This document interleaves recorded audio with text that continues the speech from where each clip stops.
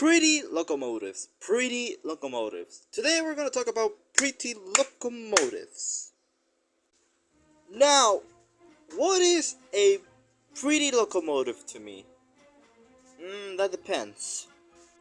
Now I want to clarify from now that I am not going to add steam or electric locomotives because, let's be honest, steam and electric beat the asses of diesel locomotives in terms of how pretty they are. Like seriously, with electrics you have incredible badass looking designs, and with steam you have the most elegant, sleek, beautiful things ever. Like they beat the asses of diesels. So I'm gonna just talk I'm just going to talk about diesels in this video, just like I did with the previous one, where I talked about ugly locomotives. Now we're not gonna directly begin from the prettiest locomotive because I want to work myself up into the top of what I think are the prettiest locomotives ever. So yeah, just that. We're gonna begin low. Alright, let's begin with the EMD locomotives. Now, EMD didn't really make a lot of streamliners. The ones that did make all had one single cab style. All of them share one, which is the bulldog design, which I think is pretty nice. It's pretty nice looking, but come on, man, you need to have more styles. You can't just stick to one. Alright, so I think the ones that look nicer is with the F7 and the E5. Like, the E5 has that sloped front and that stainless steel casing. It makes it look wonderful while it holds the Zephyr. Like, incredible. My favorite E from the whole E series, followed by the E1. Next locomotive I want to talk about is the Alco ZL-109. Now I know what some of you are thinking right now. Why am I putting a copycat of the bulldog design nose higher than a bulldog? That's because I think it looks good better. Like, friendlier, eager, I don't know. It's just, I think it's mainly what the front is longer, and that third window makes it look pretty nicer than the bulldog design nose. And I can definitely see this hauling a premier passenger train or something. I think it's just prettier, nice looking. It's a pity that it flopped, but I guess that's just what happens when you don't have experience building diesels. Next ones I want to talk about, it's the Baldwin Sharknoses. Off, buddy. This is really nice looking. It's intimidating. Look at that. If that thing runs over you, you apologize. As you should. What are you doing on the tracks anyway? They did not have to go hard on the design, you know. They didn't really had to, but they did. And I'm glad they did, because we have a really pretty looking diesel. Unfortunately, at the same time that I think the Sharknoses are good looking, I'm kind of sort of inclined to believe that, who was this designed for? Like, personally, I can't see this hauling a premier train like the Broadway Limited, but at the same time I can't see this hauling freight. Like, seriously, I don't know where the design could be used anywhere. But yeah, I'm not really complaining about it either. It's pretty nice looking, but yeah, just that. Next locomotive we're gonna talk about, it's the Alco PA. Oh, buddy, this right here is almost peak design. Like, I can't even put my finger on what the hell is cool, is why it's good looking, but it just is. It's really, really nice looking. Like, I can see this hauling any sort of premier passenger train. It's so good. Any livery, seriously, any livery goes with this train.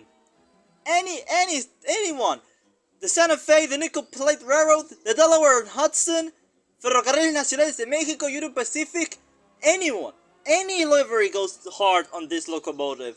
Like, there is not a single stance on when this locomotive doesn't look nice. Well, except when it's dirty, but yeah, that's just minor. it's just that good looking. Did you know?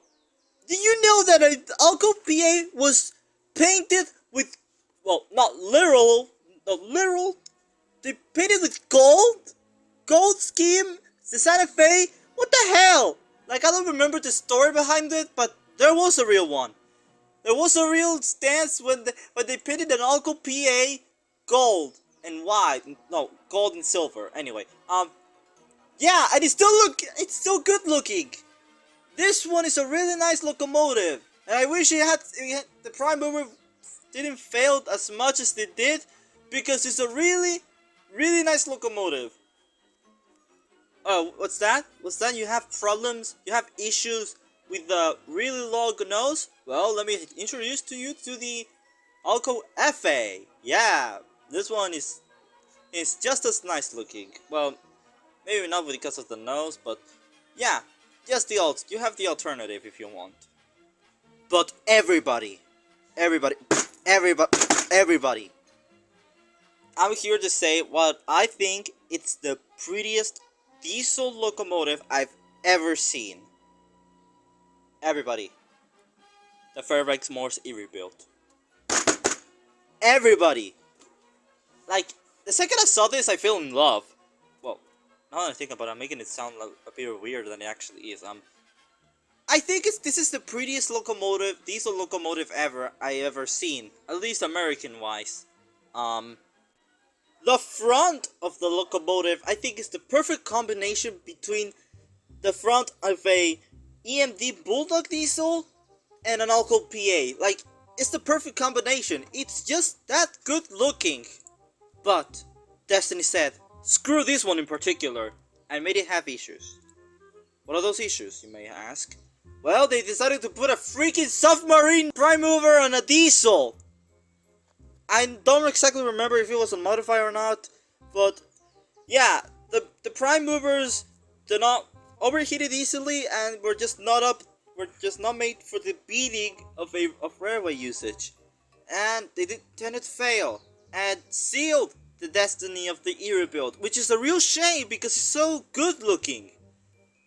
My personal favorite Fairbanks-Morse Erie build version of it is the Milwaukee Road Olympian Hiawatha. Like, man, that right there is the coolest, prettiest diesel locomotive I've ever seen American-wise. Like, dude, that's just so awesome. Really nice. I think that design-wise, Baldwin and Fairbanks-Morse are right there on terms of design, because they made really good looking locomotives. Seriously. Another great example of good looking diesel is the Trainmaster from Fairbanks-Morse and the Baldwin RP210 from Baldwin. Now I'm not gonna enumerate a lot more because I just don't want to waste more time. But yeah, both are really good at designing cool looking locomotives. And well, that's just it. I hope you had a good time watching this video. I don't know why would you, but yeah. If you disagree with me, that's completely fine. This whole video is just a personal opinion of mine, and I even invite you to say your thoughts on the comment section. And well, that will be everything from my part. I'm Tactical Productions, and I'll see you all in the next video. Bye bye.